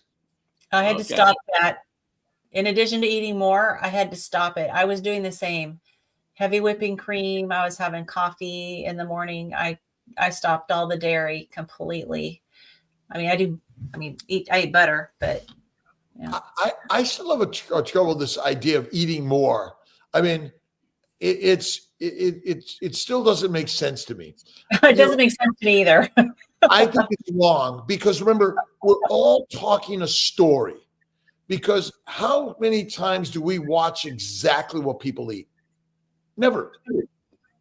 And I don't even remember what I eat. Well, I do now because I eat the same thing. But most people can't even tell you what they ate. And all of us, I mean, on my standard diet, I couldn't either. I think it really is. We don't know what the breakdown of the food we eat and how many, quote, caloric particles that it contains and how it's absorbed in our body. And I mean, if I don't eat, I maybe lose about a pound a day, despite the fact I do all my regular activities. And then the moment I have a standard carnivore meal, it goes right back up. Yeah, I mean, I just added breakfast, and it may be that since I don't track, it may be that adding that meal in the morning, I was more satiated throughout the day. And, because sometimes when I was just doing OMAD, I would find myself hungry in the evening. So I go grab, beef stick or grab something to eat and so potentially I was just shifting the calories earlier in the day. And it was really the skipping the dairy that made the difference. Yeah, I don't think we really know the value of the food we eat. Its relationship to the energy that we intake into the bloodstream through the gut. All right. Question from Mara. Day 38 on carnivore. I had 2 urinary tract infections so far. Haven't had one in years. Could it be related to carnivore? Is this common for beginners? Same thing happened to me. I don't have an answer why. All I can tell you is it happened to me too. My sense is carnivore or not, all these common things happen anyway. But think of it a little like oxalate dumping. A UTI is an inflammatory response, and the microbes that are in the bowels, they may be in a sort of rapid moving out of where they're at because they're not getting what they want, and microbes move. They're not just stagnant. They move, and they go out the rectum anus into the vagina, into the urethra. So again, it may be because they're getting a lot more fat. There may be some die outs. Do we try to move when times get tough?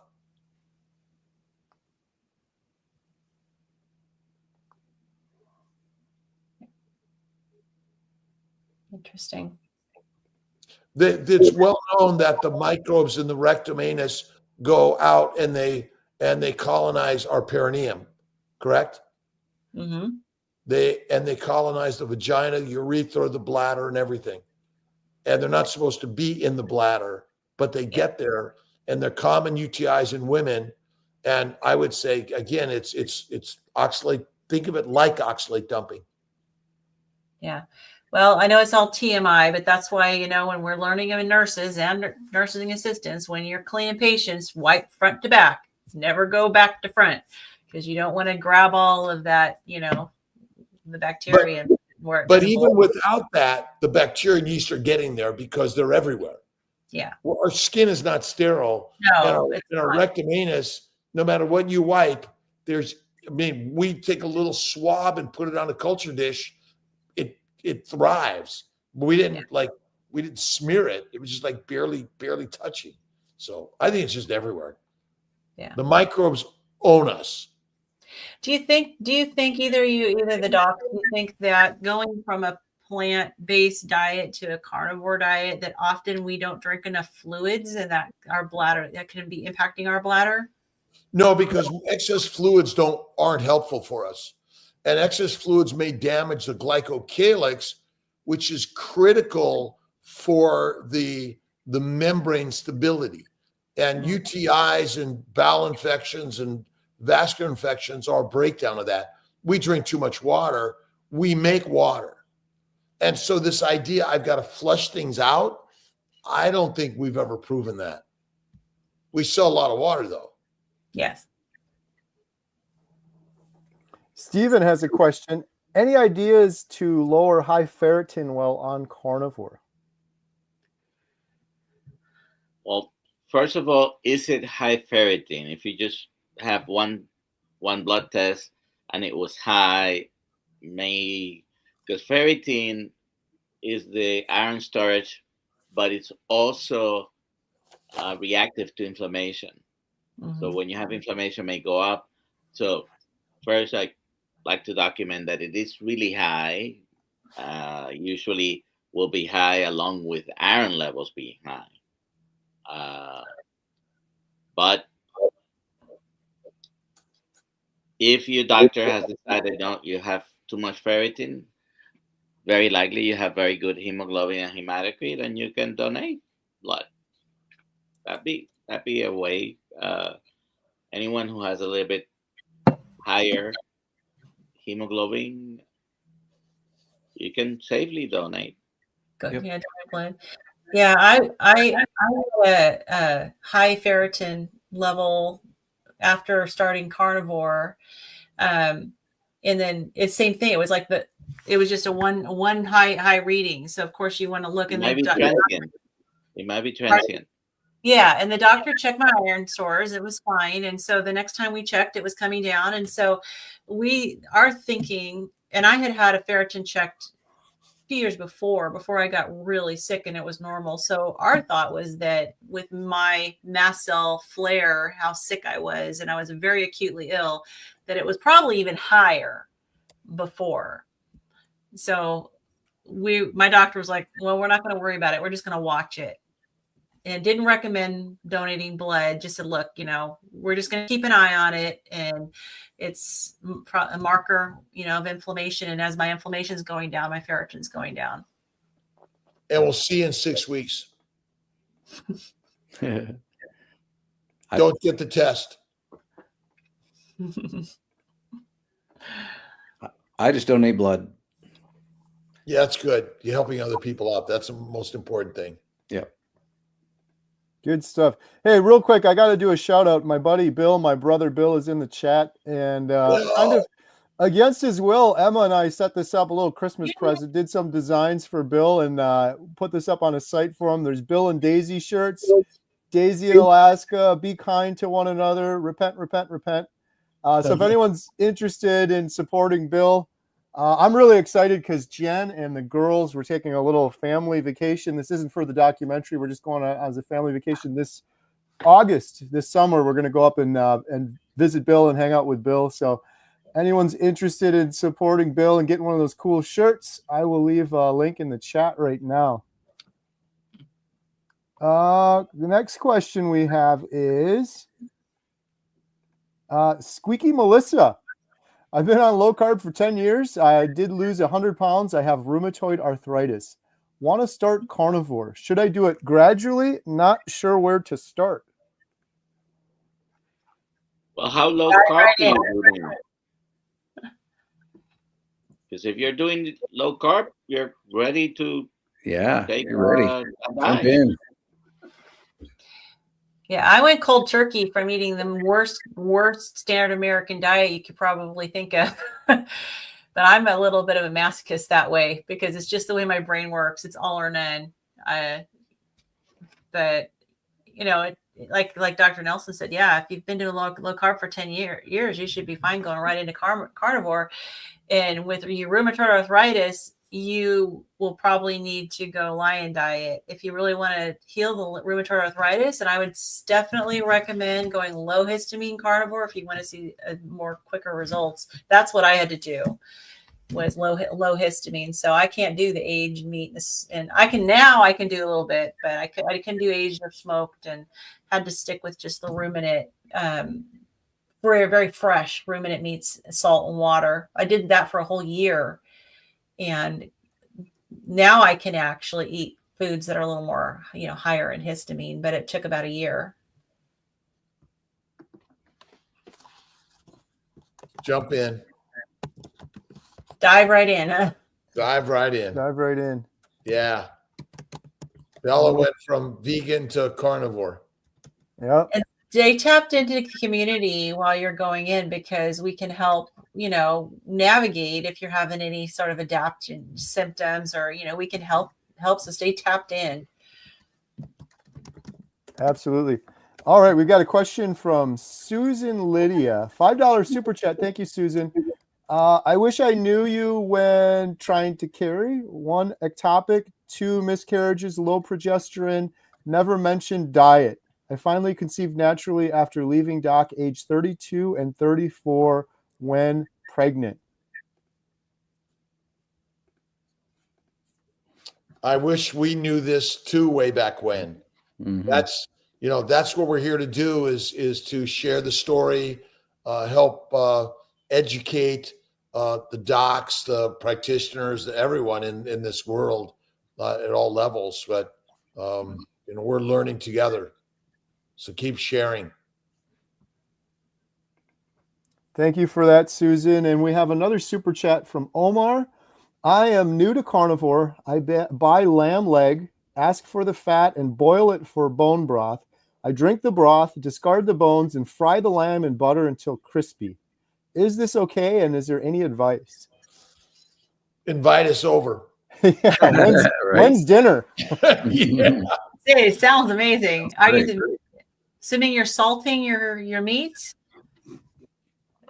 That sounds amazing.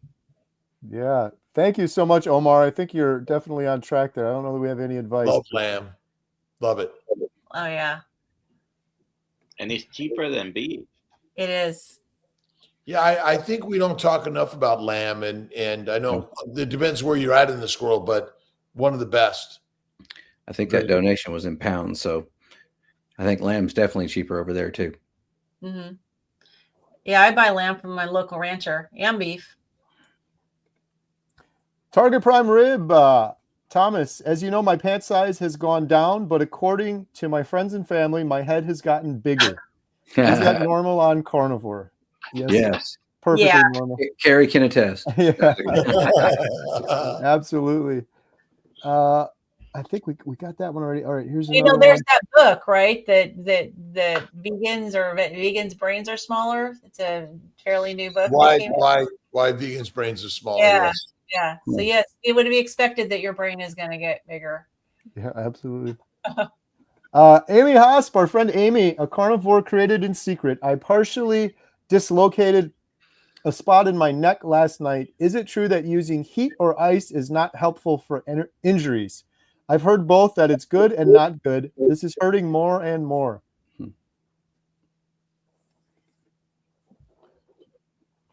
We need Dr. Baker here, Mr. Orthopedic. Both are correct. Yeah, unfortunately, whatever makes you feel better would be my answer. And knowing that Amy has some other things. Yeah. Yeah, the that EDS contributed to this.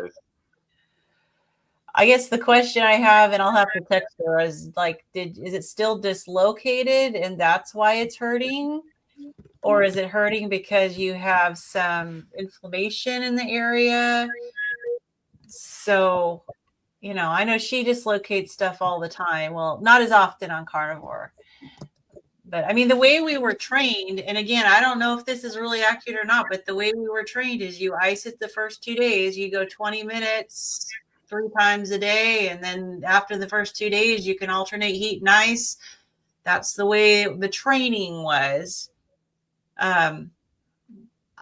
I have had, like, my youngest daughter had spinal fusion surgery when she was 14. She got like 16, bolts, rods all up and down her back. And if she tweaks her back, she's in agony. And the only thing that helps her right after her injury is to ice. So, it depends. She'll ice it, and, you got to ice it till it's painful and then goes numb. But that actually is what helps her. So whatever you do, please don't do it for more than an hour at a time, which is on the completely outside range. I've seen, but this was more on the heating side. Someone went to sleep with an old style heating pad, because nowadays they shut off automatically, but she went to sleep with an old style. Burns, 2nd-degree burns, at least a quarter of her back. So, and the same happens with eyes, not to the same degree, but so normally you want to be half an hour. Yeah. Okay, probably up to an hour. And never directly on the skin. You know, I usually put a dishcloth or something, and then, you know. You know, I imagine the best thing to do is rest it. I imagine for the first 50,000 years or 350,000 years, you know, it's like, can you go give me some ice? Can you give me a heating pad? I mean, ultimately, rest is the best thing you could do. And no more brick dancing, Amy. Yeah, that's it. That's what I want to do. Question from Chris. Do I need acetophilus on carnivore diet? Acidophilus. Acidophilus. Darn it. Good try. I don't think so. I mean, do we even really know what a normal gut microbiome is? You know, I read on one of the books I've been reading that the original or there's a study that was done on African teenage boys that were very healthy, and they did the fecal tests on them and determined what their gut microbiome was. And they decided, and I think there's maybe 15 of these boys in Africa, and they decided that that's what the normal gut microbiome is for the whole world, which is ridiculous. It's all BS. It's all BS. I'm sorry. There's a lot of, well, that's a good one. It's all BS because ultimately the microbes ferment in the gut and they want to take us down. They're everywhere. Why have we decided they're good or bad and which ones are good or bad? Who decides that? The science is just so wrong on that. And they're trying to sell us something that doesn't make sense. It is true the microbes will kill you when you're sick. It's because usually they're this term out of balance. I mean, I guess when I get yelled at, my partner's out of balance. Yeah. I never get yelled at, by the way. Well, one of the big things that's important is to have enough stomach acid, because so many people have been on antacids, whether it be H2 blockers or PPIs that turn off your acid production to one degree or another. And, you know, in the United States and places with good sanitation, it's not necessarily always an issue. But if it's the acid in your stomach that protects you against the pathogens. And so, well, the pathogens survive amazing things if you think about it. In this, and you need some evolutionarily, right? I think they do, but so you know, Amy, I used to take all those things all the time, always sick on a standard diet, and I agree with you that the microbes, they're bad for us. Acidophilus. I mean, when did we eat acidophilus?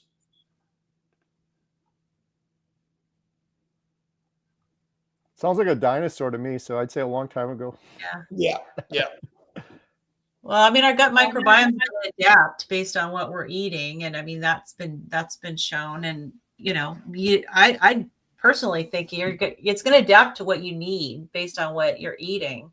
I had a GI map test done that my naturopath ordered, and it was expensive test, but it's like, oh, you have low levels of all these bacteria that are there that you need because they're there to fight inflammation. I'm like, but maybe my gut doesn't need them anymore, you know, because I don't have inflammation. What's that? What is the prescription? Eat the fatty meat? Fatty meat and butter. That's it. They're killed in the butter solution and fatty meat, but they do ferment protein. That's why a high protein diet is deadly. All right, we got a couple of questions about meetups. Can you come to Alberta for a meetup? That'd be the answer awesome. is yes. We just don't know when. Right? As soon as Dr. Kiltz picks me up in his airplane, I'm going. All right, but it's being repaired right now, so we gotta wait. All right, once the plane is fixed, we'll be out. We'll be in Alberta. When is the Austin event? Austin, March 8th. March 8th. That's like 2 weeks away. Yeah. Let's go. HealingHumanity.movie/events. And there's a link in the description. You can find out when the Austin event is and where all of the events are. Another one, are you ever coming to Ohio? Saw Adam here last summer. I don't think we have any currently planned, but I'm sure we'll be out there at some point. That is where Adam is at. We got to have Adam host one and host a big one, and then we'll all head over that way. All right. And maybe there's ways that people could sponsor their own Healing Humanity meetups around the globe, and create sort of small pods of Healing Humanity to sort of help share and spread the word. Yeah. Hey, reach out to us if anyone's interested in doing that, because we do get a ton of requests. What about here? What about here? And that's one great thing. I know, Ashley, you've talked about this before, but having the logistics or having someone with local knowledge on the ground there that knows how to set it up. But that'd be cool to have a bunch of satellite, or do one on a Saturday, just have them at a bunch of different locations all over the country or world would be pretty cool. Let's have a super meetup day. Yeah. Right? We could check in from each one live. Yeah. Live from Alberta, live from Ohio. Everyone, you buy the shirts or hats or whatever it is as part of the sort of the Helping Heal Humanity. All the proceeds go to help, continue to share more stories around the globe. Good ideas. I love it. Inspiring stuff. Ashley's going to be working on that right away. Yes. On it. Thank you, Ashley. No, but it is a really good idea. We'll have to talk about that That'd be more. fun. That'd be really fun. That'd be really fun to do. We'd have to coordinate all the time zones. That'll be interesting. Yeah. Question from Winter Moon Hollow. Is it normal in the very beginning of carnivore to get a little shaky? It's not bad, just kind of odd. I'm thinking it's because there's not the sugar in my body anymore. It's called withdrawal. Could very well be. Yep. Just withdrawing to plant toxins. Heroin, cocaine, marijuana, nicotine, caffeine, and alcohol are all plant products essentially, and we withdraw to them all the time. I'm hangry. I've got to eat something. I've got to have my coffee. I've got to have a cigarette. These are all withdrawal symptoms because the plants know how to keep you in line. It's so nice not having that anymore, by the way, isn't it? Oh my God. No more coffee, no more tea, no more alcohol, no more vegetables, no more fruit, no more seeds, nuts. It's amazing. Just having that addiction that was kind of steering things all the time. I got to do this. I got to do that. I got to have this. And now it's like, I don't have to do anything. I mean, I got to eat, but it's not an addiction. It's more of a putting fuel in the tank kind of appreciation. I'm addicted to Healing Humanity. I need You need help. I was going to say earlier when you said you get up at 3 a.m. and watch me on YouTube, you end up with nightmares that night. Diego will pass. Right. Yep. Diego says, what is healthier, butter or raw cheese? Butter. I'd say because butter's not fermented, and I think butter is still the healthiest. Well, there's two kinds of butter. There's cultured butter and there's sweet cream butter. And cultured butter is has some slightly fermented. I mean, but it's very minimal. I found that with sweet cream, I did better, but that was from a histamine standpoint. And pasteurized, you got to be careful on all the pasteurization too. I think raw butter is the best. Can I say that on YouTube? We'll allow it. Okay. You just did. Loney Singleton, low histamine. This might be a good question for Lynn. How do you know if you need to adjust, and what type of meat do you buy and or stay away from? So I would say start with watch my histamine video on my channel, because I go into a lot of detail on that. As far as how do you know, like what are the common symptoms of histamine issues that can affect it, basically in any part of your body. So I would get familiar with that. Most people that have issues with histamine, it's just temporary. And so if you can kind of keep your histamine exposure low, you should get better. But as far as meat goes, Aged meat is going to be higher. Smoked meat is going to be higher in histamine, more reactive from a histamine standpoint. So you want to go as fresh as you can. Bacon, unfortunately, is a little higher, which can be problematic. Egg whites can be a challenge for people, so you may need to just stick with egg yolks. But I would say watch the video. It goes into a ton of detail. Even some seasonings can be a little more problematic than others. If you do just salt, you should be fine. But pepper is higher in histamine. If you have a problem, you may need to stay away from pepper. So yeah, educate yourself, and then you can just try a low histamine approach and see how you feel. Pepper makes me itchy and I sneeze. Yeah. Oh yeah. And I had it severe because I had mast cell activation syndrome. So I would get anaphylactic responses. My throat would swell and I'd get severe hypertension and, tachycardia. But on a baseline reactivity level, I was always felt like I had the flu. I'd get heart palpitations. I'd definitely get itchy, but I had bladder irritability. My bladder would just release its contents. I had horrific pain, my gut, every part of my body. My brain fog was horrific. I couldn't even get my words out. I slurred my speech. So I had a more extreme situation. So I had to go really strict. And it took me a whole year on a low histamine lion diet before I felt like I could start experimenting. And my rosacea, those of you guys who know me, my rosacea was horrific.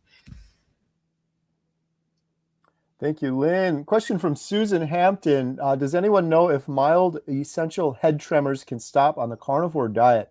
I've been carnivore for 20 months. I believe mine have stopped. Well, we're not going to say the name of the person, but we have a member on our Healing Humanity Life site who we have watched because she came into us with essential tremor. It was hands, head, voice, and was not carnivore yet. Yes. And Dr. Nelson, we've been talking about this on our site, and it has been amazing to watch. I met her in Tampa, and she was showing me. No more shaking. Her voice is steady. Yeah. Yes. Thank you, Susan. So it can help not just mild essential tremor. It can help more severe essential tremor too. Amazing. Neurologic damage secondary to plant toxins, inflammation. All are healed by eating the proper human diet and eliminating poisonous plants, which are all of them. Here's a question. Which cohort of the population didn't tend to get sick during the 2020 virus? Kids. Carnivores. I mean, it was kids. I wasn't carnivore then, but I did not get COVID. Yeah, I did. I got COVID. I didn't get the COVID shot, and I was working as a nurse. I was fortunate. I was able to get an exemption, but I did get COVID, and I was not carnivore. Well, okay, so I went carnivore for 6 weeks before because I knew I was going to get it, and I was very morbidly obese, and so I was concerned. But I was also on all the prophylaxis, that was recommended and nobody could talk about. And so, but I did do carnivore for about 6 weeks. And my reason was because I thought you wanted to try to lose weight. I didn't know that it was a healing diet back then. And so I stopped doing carnivore after I breezed through COVID, which was stupid of me. But my why back then was different. It was like, I don't want to die. I lost my brother-in-law from it, and I didn't want to die, and I didn't want to end up in the hospital. And so, yeah. Right. The more metabolically sick you are, the more likely you are to get any infection. And most of the people who died during that period were very metabolically sick. Yeah, but which is why I was nervous because I was very metabolically sick. So I knew I was probably one of those that could have succumbed. Mm-hmm. All right. Question for Dr. Kiltz. Do you think that oxalate dumping is a known phenomenon to mainstream health professionals? Dr. Nelson, agree? No. Right? No. I mean, carnivore isn't even known to them. Not yet, but we're here to share. Do I medical read today- people know the word oxalate? Well, the What's that? word oxalate, it is known to most people because that, you learn in probably first year of medical school about, even in university, chemistry and biology, you learn about the Krebs cycle. And so the word and is known. Some of the kidney stones are calcium oxalate. So the word is known, but the oxalate dumping is not.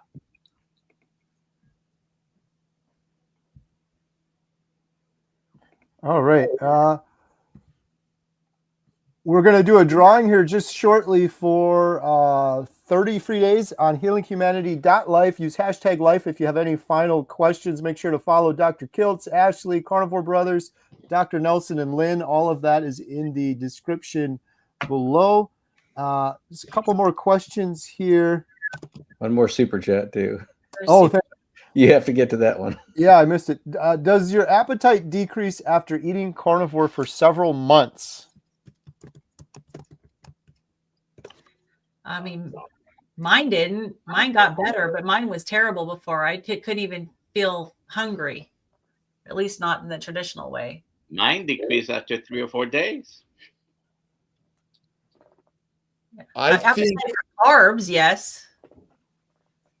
I think evolutionarily speaking, we're hyperphagic around the summer, fall, in order to consume the plants, in order to get fat. And when you go to the meat, there's a lot of meat around. It's springtime, and it reduces our appetite. I think I kind of felt lower appetite. I mean, my appetite's less than it was when I used to had to eat 3 meals a day. And now it's like 1 or less.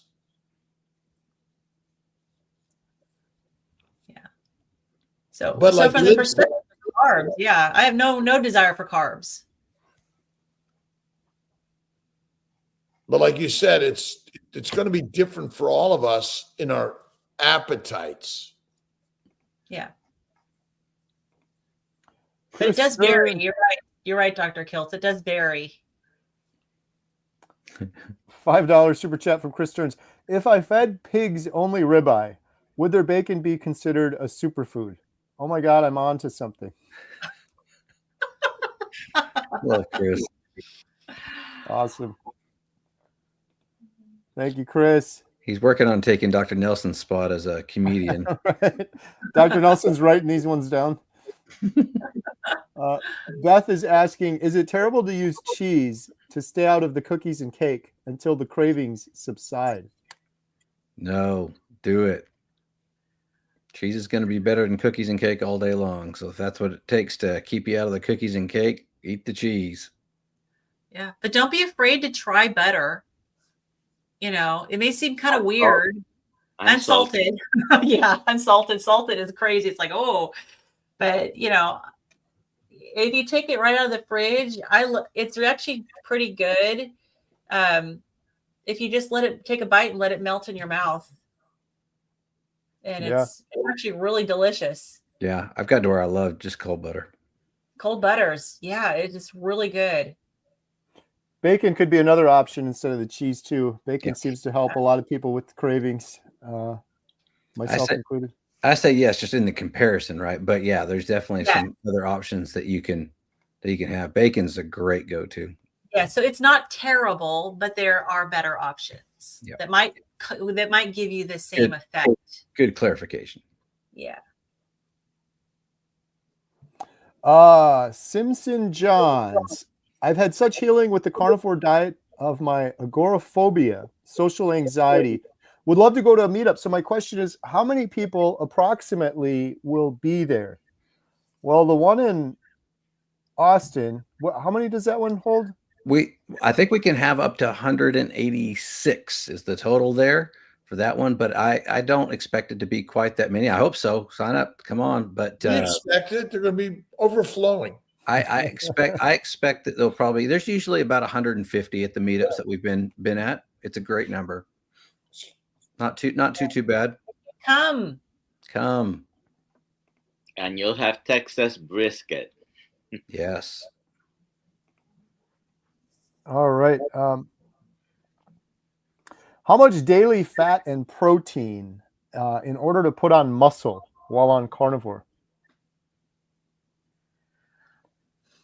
I think that's going to vary for each individual personally.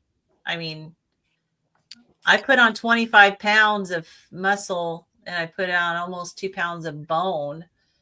And I was eating various quantities from day to day, but still putting on the good tissue.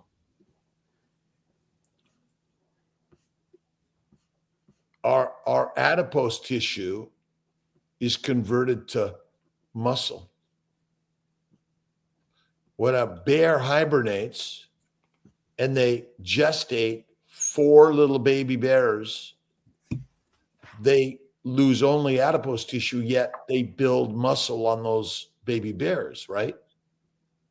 So our adipose tissue actually provides all the minerals, vitamins, and building blocks for our body. And so, I don't know that we know, just do resistance work, right? If you want to build muscle, that's really the answer. Yeah. If you're doing a lot of resistance work and a lot of exercise, you'll probably want to eat more. That's the thing we were talking about earlier with carnivore. I don't measure anything. The girls and I, we're going to the gym after this. We've been exercising and doing stuff more, and I've been eating more. And it's like, well, it's because I'm working out more. But I don't measure it or try to calculate it or figure it out. I'm just like, am I hungry? Okay, I'll have a little bit more at this meal kind of thing. That's the beauty of carnivore that I love too, by the way. There's none of these calculations or measurements or anything. And also, it's different now than it was when I started carnivore, than 6 months in carnivore, than when I had a bunch of body fat still on me. So those questions are always kind of hard to answer. Unless you're a numbers geek like me, and I love using my body composition scale and looking at the numbers. Not that I'm obsessed with them. I just enjoy looking and watching the trends. And so because it was so inspiring to me, especially early on, to see that I was gaining muscle and bone in particular, as mid-50s woman. I was like, whoa, really? I started out, they give you a scale as far as like what's normal range. And I was in the low range for bone mass. And now I'm right smack dab in the middle of the normal range for bone mass. That was huge. So that was super motivating. Good stuff. Hooligan Fish, starting on March 9th, we're getting baptized and going for the 40-day fast to Easter. Wow. Any tips on fasting this long? Are there signs to give up? How much, if any, exercise would be safe? Malden sea salt. The number one recommendation is salt, and you can do whatever exercise you want to do because fat is the only fuel for the body, not sugar ever. And every adipose cell in your body contains plenty of glycans, which are sugars that are critical for glycosylation. And there's lots of glucose in it. So are there any signs to give up? So I would assume after trying salt, if they still don't feel well, what signs are they looking for? You're going to withdraw once you get through the withdrawal symptoms. But really, like anything else, the body wants, it's going to be hard.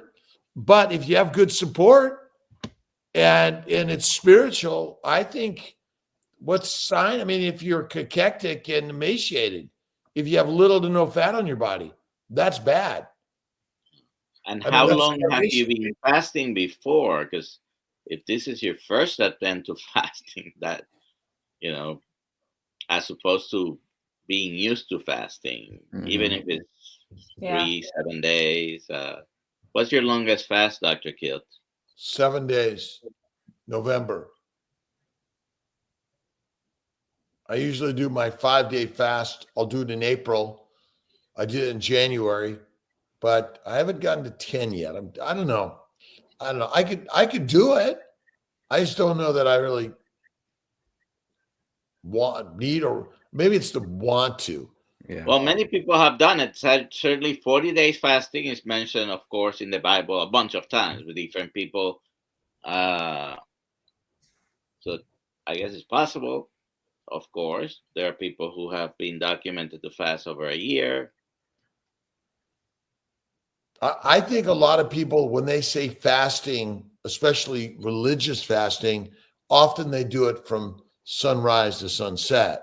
And so they're really not, that's that daily spiritual fast. But I think what we're talking about here is no food for 40 days. It's absolutely possible. Many, many, many species do not eat for months, even some for years.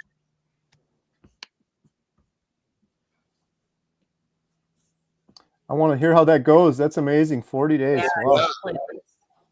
Keep us posted, Hooligan Fish. That's incredible.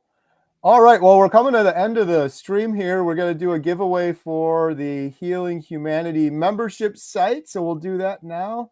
So, hey, Carrie, before you actually run it, yep. I just want to make sure if you win the free month, make sure you check your spam folder, because you'll be getting an email from me, Lynn at healinghumanity.movie. And so I noticed that there have been people who I've sent them, I'm going to send you a coupon code to use to sign up. And there's people who haven't used it. So I just want to make sure everyone knows to be watching for that email from me. And if you don't see it, check your spam folder. All right. Thank you, Lynn. So we're giving away a 30-day membership, healinghumanity.life. If you don't win and you still want to join us for a month and get in the community, there's a link in the description below. Avi May. Congratulations, Avi May. 30 days, healinghumanity.life. And you can claim that at healinghumanity.movie/giveaway. Healinghumanity.movie/giveaway. All right. Stop sharing. There we go. Thank you all so much for joining us tonight. Dr. Robert Kiltz, Ashley Carnivore Brothers, Dr. Nelson, Lynn Midlife Carnivore. We got the big meetup coming on. If you jumped on late, come and join us out in Texas. healinghumanity.movie/events. Go check out Dr. Rob Kiltz, drkiltz.com. Follow everyone here. Does anyone have any other announcements or anything you guys want to mention before we wrap up? Real quick. I got two. Go ahead, Ashley. Real quick, I saw a comment earlier in there, but we didn't allude to it. Somebody asked, how do you get the Healing Humanity shirts and hats? Go to the healinghumanity.movie website.